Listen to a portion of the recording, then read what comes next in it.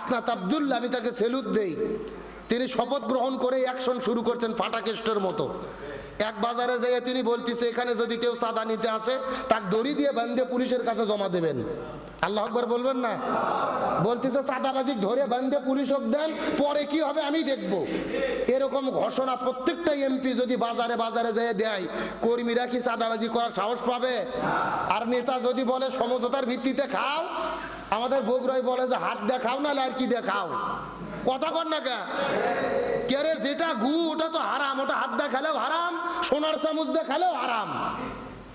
সুতরাং হাসনাত আব্দুল্লাহ তাকে সেলুট দেই। তিনি সর্বপ্রথম যেদিন শপথ নিতে গেলেন, যেই জার্সি পরে জুলাই অভ্যুত্থান সংগঠন করেছিলেন, ওই 200 টাকা দামের জার্সি পরে তিনি এমপির শপথ নিলেন। আবার এলাকাতে গিয়ে চাঁদাবাজি বন্ধের অ্যাকশন শুরু করেছেন। তিনি বাংলাদেশে ইতিহাস তৈরি করেছেন। যতগুলো কেন্দ্রে তিনি ভোট করেছেন, বাংলাদেশের এই প্রথম কোনো কেন্দ্রে তিনি ফেল করেনি, সবগুলো কেন্দ্রে তিনি ফার্স্ট হয়েছেন। জনগণ তাকে এতটা ভালোবাসা দিয়েছেন। আমরা দোয়া করি জুলাই যুদ্ধ হিসেবে আল্লাহ তাআলা সব সম্মানকে আরো বৃদ্ধি করুক, বলেন আমিন। এরকম হাসনাত আব্দুল্লাহর মতো সততাবান মানুষ আমাদের প্রত্যেকটা জায়গায় দরকার ছিল কি ছিল না? এখন আমরা যেমন কর্ম করছি তেমন ফল আমাদের ভোগ করা লাগবে। আল্লাহর কোরআন বলে, জাহারাল ফাসাদু ফিল বাররি ওয়াল বাহরি বিমা কাসাবাত আইদিন নাস। জলে এবং স্থলে যত বিপর্যয় ঘটে সবগুলো হলো মানুষের দুই হাতের কামাই। জোরে বলেন, কিসের কামাই? আরো জোরে বলেন। এখন এই হাত দিয়ে যেমন মানুষকে সমর্থন করছেন, অমন মানুষের পেলাই আমাদের ভোগ করা লাগবে, কথা কর না কে? খামাকে আল্লাহ ডেকে লাভ নেই, আর দোষ দিয়েও লাভ নেই। আমরা যেমন কর্ম করেছি তেমন ফল আমাদের ভোগ করতেই হবে। কে বলেছেন?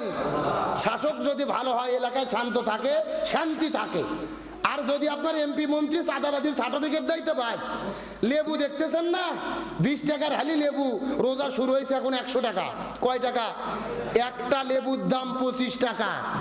এক হালি কলার দাম 100 টাকা। রোজা তো কেবল শুরু, চাঁদাবাজি কেবল শুরু, সার্টিফিকেট দেওয়া হলো, সামনে কি হবে আল্লাহই ভালো জানে। আল্লাহ তাআলা আমাদের হেফাজত করুক, বলেন আমিন। আরো জোরে বলেন আমিন। তাহলে সমাজ ভালো রাখার জন্য ভালো মানুষের দরকার আছে না নাই?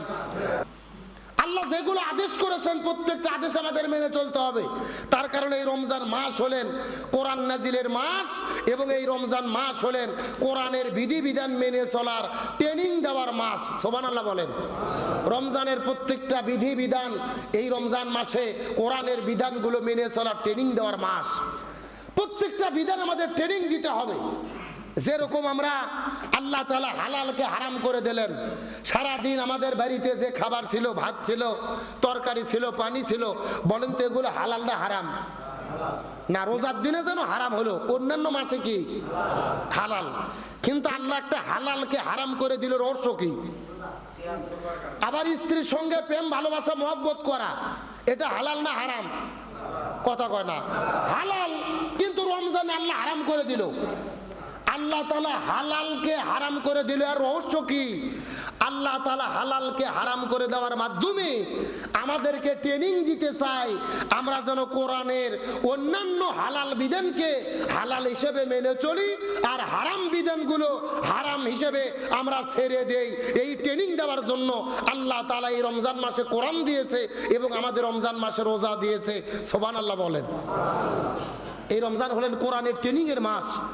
কোরআনের প্রতিটা বিধান কেমনে মেনে চলবো, কেমনে আমরা আমাদের জীবনে প্রয়োগ করব, কেমনে আমাদের জীবনে এটাকে মেনে চলবো, এটা হলো ট্রেনিং দেওয়ার মাস। যেই রকম ভাবে স্ত্রীর সঙ্গে মেলামেশা, মহব্বত, প্রেম ভালোবাসাও করা যাবে না, একই রকম ভাবে আবার কোনো ছেলে মেয়ে যদি অবৈধ সম্পর্ক করে, প্রেম ভালোবাসা মহব্বত করে, জেনা ব্যভিচার করে, সেটাও করা যাবে না। তার মাধ্যমেও তার রোজাকে লঙ্ঘন করে দেবেন কে? একটু জোরে বলেন না, রোজা ভেঙে যাবে। সুতরাং আমাদের হালালকে হালাল মানতে হবে, হারামকে হারাম মানতে হবে। এটা যদি আমরা মানতে পারি, আরে কোরআনের ট্রেনিংটা যদি আমরা নিতে পারি, তাহলে আমাদের জীবনটা সার্থক হবে, সফল হবে। আমাদের রোজার দ্বারা আল্লাহ তাআলা জীবনের গুনাহগুলোকে মাফ করে দেবেন। ভালো করে একটা বিষয় চিন্তা করেন, এই বাংলাদেশে যারা প্রাইমারি স্কুলে চাকরি করেন, অথবা হাই স্কুলে চাকরি করেন, দেখবেন যে চাকরি শুরু করার আগে তাদেরকে একটা ট্রেনিং দেওয়া হয়। ট্রেনিং দেওয়া হয় না? 3 মাস কিংবা 6 মাস দেখবেন তাদের একটা ট্রেনিং দেওয়ার পরে তাদেরকে চাকরি ঢুকে দেওয়া হয়। এরা সারা বছর ধরে চাকরি করে, 36 বছর যতদিন তাদের চাকরির বয়স। কিন্তু আল্লাহ তাআলা রমজান তো জীবনে আমাদের একবার দিতে পারতেন, আল্লাহ জীবনে একবার না দিয়ে প্রতি বছরে 1 মাস করে আল্লাহ ট্রেনিং এর ব্যবস্থা করে দিলেন, যেন আমরা কোরআনের প্রতিটা বিধান বাকি 11টি মাস আমরা মেনে চলতে পারি। সুবহানাল্লাহ বলেন। প্রাইমারি স্কুলের টিচারদের 1 মাসের ট্রেনিং দিয়ে 6 মাসের ট্রেনিং দিয়ে সারা জীবন যায়, আর আল্লাহ তাআলা 11 মাস পার পরে আমাদের 1টা মাস ট্রেনিং এর ব্যবস্থা করেছেন, যেন আমরা কোরআনের বিধি বিধানগুলো সঠিকভাবে মেনে চলতে পারি, আল্লাহর হুকুমগুলো যেন আমরা মেনে চলতে পারি, আল্লাহর বিধি বিধানগুলো যেন মেনে চলতে পারি। যেই ব্যক্তিগুলো জিনা করেন, রমজান মাসে আপনারা শপথ নেন হালাল স্ত্রীকে ব্যবহার করেননি, বাকি 11টি মাসও আপনারা হারামের দিকে যাবেন না, অন্যান্য জিনা ব্যভিচারে লিপ্ত হবেন না। এই 11 মাস আপনি 1টি মাস আপনারা সুদ ঘুষের কারবারি করেননি, শিক্ষা নিতে হবে। বাকি 11 মাস আমরা সুদ ঘুষের ধার কাছে যাব না। 1 মাস আপনারা খাদ্যের মধ্যে ভেজাল দেননি, সিদ্ধান্ত নিতে হবে বাকি 11 মাস আমরা খাদ্যের মধ্যে ভেজাল দেব না। 1 মাস আমরা মিথ্যা কথা বলিনি রোজা থাকার কারণে, বাকি 11 মাস আমরা মিথ্যা কথা বলবো না। 1 মাস আমরা রোজা থাকার কারণে গীবত করিনি, সারা বছর আমরা গীবত করব না। এই সিদ্ধান্ত যদি নিতে পারি তাহলে এই রোজা আমাদের জীবনের গুনাহ মাফ করে দেবে। কিন্তু আমরা রোজা গেলে আমরা যদি আবারও যা তাই হয়ে যাই, অন্যায় অপকর্ম করি, ওই রোজাতে জীবনের গুনাহ মাফ হবে? জোরে বলেন হবে? রোজা রাখলেন, অন্যায় করলেন না, আবার রোজা গেল অন্যায় করা শুরু করে দিলেন। রোজা রাখলেন, আপনি ক্ষমতা পাইছেন, এমপি মন্ত্রী হয়েছেন, জনগণের উপরে জুলুম করেননি, রোজার মধ্যে ভালো মানুষ ফেরেশতা সাজে ঘুরলেন, আবার রোজা পার হয়ে গেলে জনগণের উপরে জুলুম করলেন, তাহলে কি এই রোজাতে জীবনের গুনাহ মাফ হবে? না। যে কথা দিয়ে আলোচনা শুরু করেছিলাম, খবরদার ক্ষমতার অহংকার করা যাবে না। ক্ষমতা দেওয়ার মালিক কে? আবার কেড়ে নেওয়ার মালিক কে? আল্লাহ বলেন তুইজ্জু মান তাশা ওয়া তুযিল্লু মান তাশা। আল্লাহ যাকে খুশি সম্মান দান করে, যাকে খুশি অপমানিত করে। আল্লাহ ফিরাউনকে ক্ষমতা দিয়েছিল, আবার ওই ফিরাউনকে পানিতে ডুবাইয়া মারছে কে? আল্লাহ নমরুদকে ক্ষমতা দিয়েছিলেন, আবার ওই নমরুদকে মশার কামড় খাওয়াইয়া বিদায় করে দিয়েছে কে? আল্লাহ হাসিনাকে বাংলাদেশের 16 বছর ক্ষমতার মস্তদে রেখেছিল, ওই হাসিনাকে দেশ ছাড়া করে দিয়েছেন কে? আবার ডক্টর ইউনূস 1.5 বছর ছিল, খালি হাতে গতকাল বিদায় নিয়ে চলে গেল।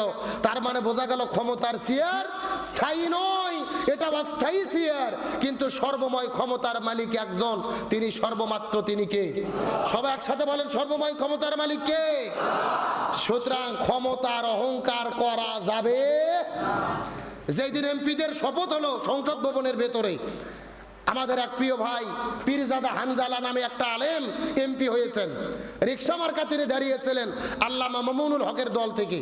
তিনি রিকশা নিয়ে সংসদ ভবনে ঢুকে পড়ছেন, প্রশাসনের লোকজন চিনতে পারেনি যে কে সংসদ ভবনের ভেতরে 1 কোটি টাকার নিচে তো গাড়ি